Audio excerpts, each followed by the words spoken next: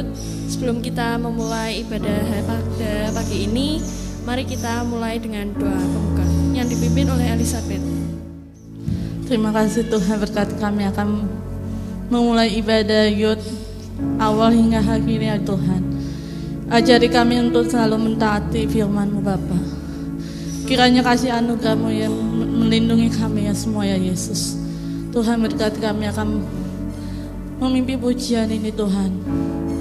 Berkati setiap kami anggota Youth kami Tuhan. Mau yang di sini, mau yang di online Tuhan. Kami percaya bahwa yakin ya sanggup Tuhan. Tidak ada batasnya buat kami ya Yesus. Kami hanya doa di dalam nama Yesus. Kami ucap syukur, haleluya, amin. Shalom teman-teman. Mari kita menyembah Tuhan, kita nyanyikan lagu nyanyi dan bersorak.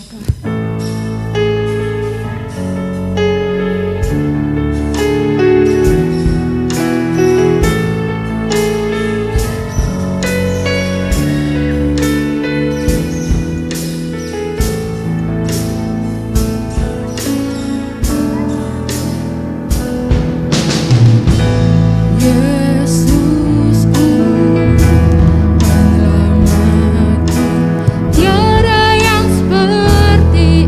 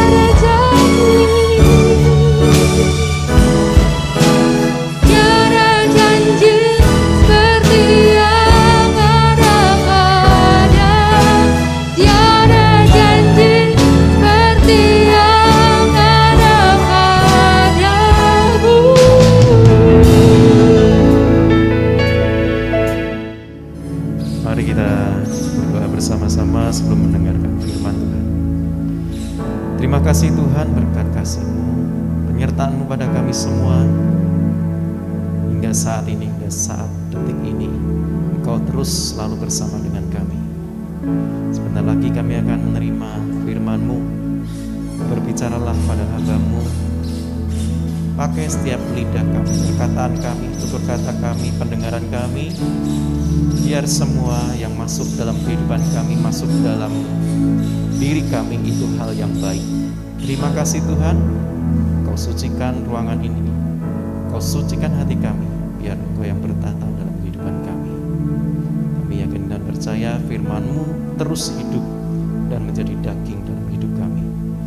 Dalam nama Tuhan Yesus, dan setiap kita yang siap mendengarkan firman Tuhan berkata, amin. Shalom semuanya. Shalom. Apa kabar? Asik. Hari ini kita dapat tema tentang kumpul kebo. Nah ini pertanyaan yang mesti kumpul kebo, kebonya mana? Kumpul kebo itu semacam kayak istilah. Sebenarnya itu istilah orang zaman dulu banget. Itu yang mengisah tentang tentang hubungan yang tinggal serumah tapi tanpa ada status. Jadi mereka seperti seorang suami istri tapi mereka nggak ada status, baik yang diakui di negara maupun yang diakui oleh agama. Banyak hal yang menjadi kenapa orang melakukan ini. Kumpul kebo ini ada beberapa hal yang membuat mereka kadang-kadang malas gitu loh untuk mereka mengurus pernikahan mereka baik secara agama maupun secara negara. Pertama, mungkin teman-teman ada yang tahu beberapa ada di daerah tertentu yang menikah harus semacam ada kayak mahar. Maharnya nggak sedikit, bahkan bisa sampai ratusan juta. Itu hanya untuk mahar. Hanya untuk mahar, belum untuk yang lain-lainnya. Mungkin orang mikir, ngapain aku ngeluarin uang segitu banyak? Ya ujung-ujungnya juga hidup bersama, gitu loh. Terus ada juga yang mereka berpikir, kalau gini teman-teman, kalau orang Jawa itu, kalau mereka mau melakukan pernikahan harus dihitung kayak waton. Waton itu kayak itu kan ada yang kliwon, pon, wage, itu harus dihitung semua. Kayak si perempuan lahir tanggal berapa, bulan berapa, itu dihitung. Terus yang cowok juga sama. Itu yang mengapa membuat orang tuh kok mau nikah aja tuh ribet gitu loh.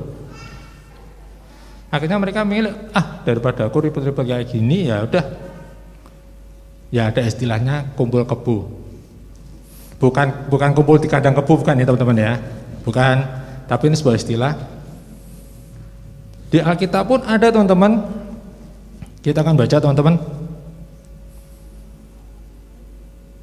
Kita baca di Yohanes 4. Yohanes 4 ayat yang ke-16 sampai 17. Yohanes 4 ayat 16 sampai 17. Udah ketemu semua? Saya akan bacakan. Kata Yesus kepadanya, "Pergilah, panggillah suamimu dan datang ke sini." Kata perempuan itu, "Aku tidak mempunyai suami."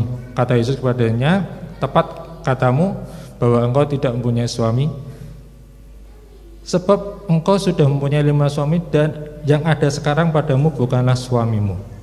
Dalam hal ini engkau berkata benar." Ini tentang wanita Samaria. Kumpul kebo itu mungkin boleh dibilang sebuah kayak perzinahan teman-teman. Itu jujur dilarang banget kan. Teman-teman pasti tahu yang 10 perintah Allah. Salah satunya jangan berzina. Makanya kenapa di Indonesia jarang kita dengar orang yang hidup bersama tanpa ada status pernikahan. Kecuali di luar. Di luar banyak banget mereka udah tinggal serumah, bahkan udah punya anak. Kenapa ke Indonesia nggak ada kayak seperti itu? Karena semua harus ada legalisi. Semua harus legal. Contohnya kayak anak sekolah. Anak mau masuk sekolah lah, TK. Pasti yang dibutuhkan pertama aja akta kelahiran. Ya kan? Gimana mau mengurus akta kelahiran kalau bapak ibunya tidak punya surat nikah? Nah, kalau mereka kumpul kebo, kalau mereka hidup tanpa ada ikatan pernikahan, ya kan bisa. Gitu loh. Sampai kapanpun, sampai menunggu Upin Ipin tebu rambut, tidak mungkin bisa. Gitu loh. Nah, terus juga kayak kita mau bikin KTP pun sama, kita harus butuh yang namanya KK, kartu keluarga, ya kan? Gimana caranya kalau kita, orang tua kita atau kita sendiri tidak punya legalitas, gitu loh.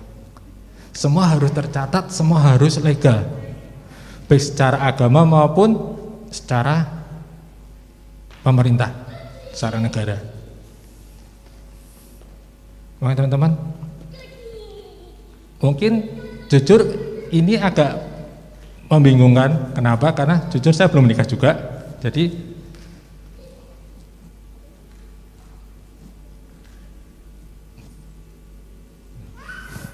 coba teman-teman ke distrik sama yang di depan.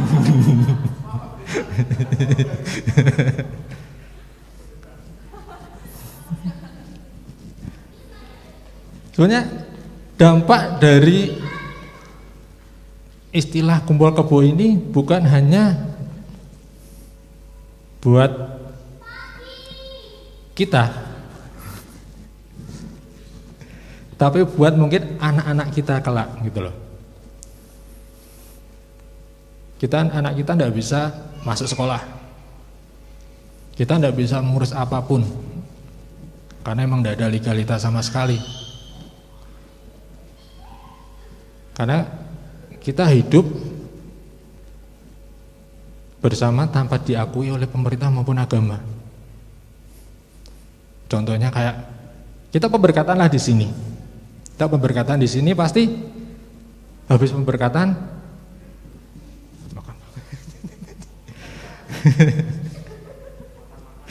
makan. Habis makan biasanya kan kita dapat surat itu ya kosan ya. Dapat surat kayak piagam pernikahan gitu ya, sertifikat. Ya habis itu kan biasanya kita harus ke catatan sipil, ya kan, untuk mengurus legalitas secara negara. Ya.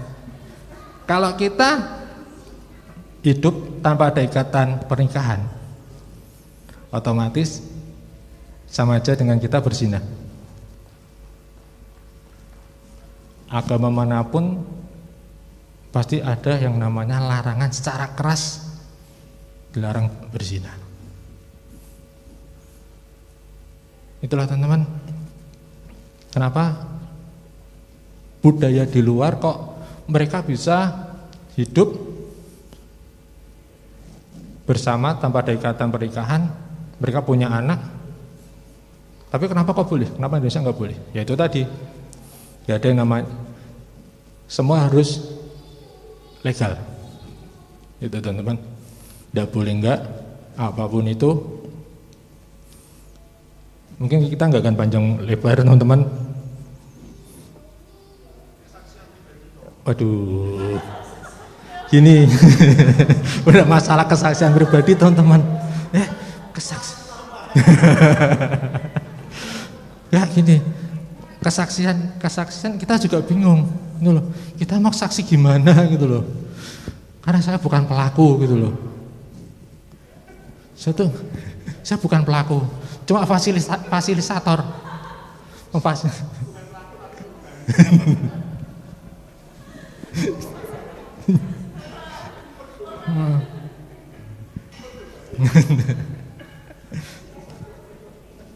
Karena gini teman-teman, kalau kita lihat di Alkitab, mukjizat pertama yang dilakukan Tuhan adalah waktu di Kana, pernikahan Kana.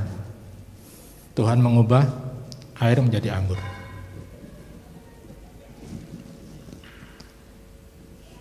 Berarti Tuhan mengingatkan kita tuh, kita hidup harus ada ikatan.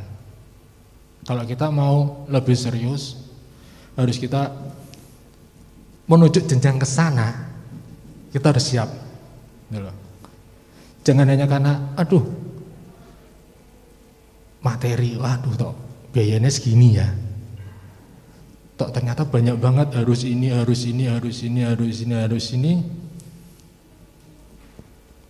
Buka tabungan nggak cukup, ya kan? Terus masih terbentur lagi dengan yang namanya kebudayaan atau kultur. Harus inilah, harus watannya harus dihitung lah, harus ada tanggal baiknya lah, harus kemana, ribet. Ya kalau kita mau ke jenjang sana, mau tidak mau kita harus persiapkan semuanya itu. Baik secara mental, baik secara dana, atau apapun. Kita siap secara mental, tapi dana tidak mencukupi, sama aja. Ya teman-teman. Ya teman-teman. Ini panjang lebar.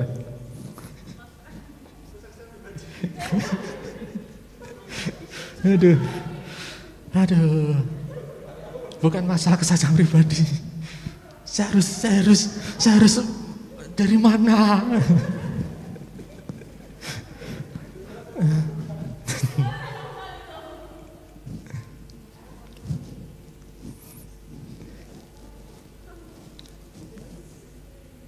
Kesaksian pribadi, sebentar teman-teman, saya cari dulu.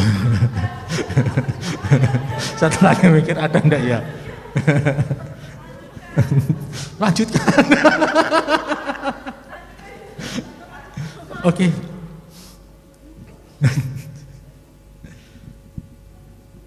Kalau soal